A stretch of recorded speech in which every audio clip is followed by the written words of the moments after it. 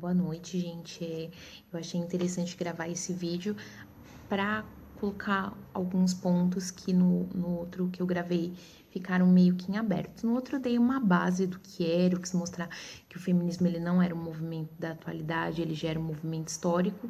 E aí algumas pontas ficaram em abertos que eu acho que é interessante eu explicar até pra gente entender tudo num contexto geral.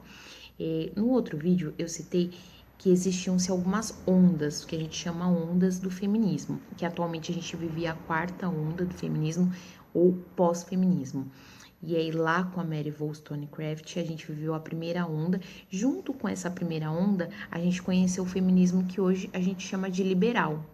Então, assim, o feminismo liberal, ele acreditava que as mulheres dentro da sociedade, uma sociedade patriarcal, elas tinham que buscar igualdade no acesso aos direitos. Então, por isso que elas corriam atrás do voto, todas essas coisas que a gente minimamente foi que a gente conseguiu. Então, toda a base do feminismo foi feita em cima do feminismo liberal. A segunda onda do feminismo veio com a Simone de Beauvoir e trouxe com ela uma vertente que é chamada feminismo radical. O feminismo radical ele traz com si muitas ideias distorcidas sobre ele, porque a gente conhece as feministas radicais como radfem. E aí a gente tem toda aquela ideia de que as radfem odeiam os homens, querem morte, todas aquelas coisas, aquelas palhaçadas que a gente vê na internet, completamente distorcidas. As feministas radicais, elas não querem a morte dos homens, até porque feminista nenhuma quer isso, porque primeiro eu acho que é muito interessante deixar isso bem claro. O feminismo não é para os homens, o feminismo é para as mulheres. Então, homem é só alguém que aparece e a gente tem que falar alguma coisa para eles e a gente tem que ficar o tempo todo se justificando que é muito ruim. Mas na verdade, o feminismo não é para os homens de forma nenhuma. Então, feministas radicais não querem nada para os homens, elas querem para as mulheres. E eu acho interessante deixar bem claro que as feministas radicais elas procuram abolir o patriarcado, porque a maioria dos problemas que a gente tem atualmente a gente sabe que é por conta do patriarcado.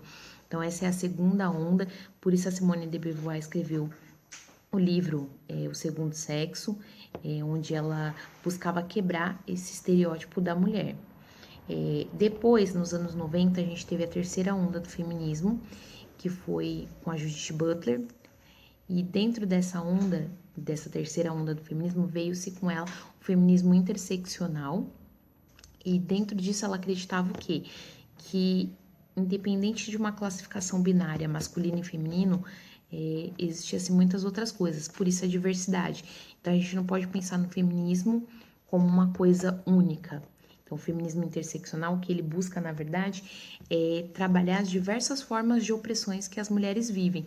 Então, por isso que a gente diz que o feminismo interseccional ele é um pouco mais abrangente, ele pensa algumas outras formas. Então, ele junta o feminismo trans, o feminismo negro, todo dentro dele. E aí ele trabalha questões, porque eu não posso dizer que uma mulher branca sofre as mesmas opressões que uma mulher negra. Então, existem algumas opressões que são independentes do fato de ser mulher. Então, tem opressão de classe, opressão de cor. Então, existem muitas coisas. Por isso, o feminismo interseccional, ele pensa um pouco mais além. Ele é um pouco mais amplo. Inclusive, no feminismo radical, as mulheres só aceitam outras mulheres dentro do feminismo. Então, se fecha um pouco. Dentro do feminismo interseccional, a gente já pensa de uma forma mais ampla. Então, já abarca mulheres trans, travestis. Eu, Gabriele, sou uma feminista interseccional. Eu acho que é o feminismo que eu mais me identifico. Quando conheci o feminismo alguns anos atrás, o único feminismo que eu consegui enxergar ali era o feminismo radical e eu tive um pouco de dificuldade em aceitar algumas ideias deles. Hoje, eu já penso de uma forma completamente diferente, eu já conheço mais sobre o feminismo radical e entendo muitas das coisas que eles colocam.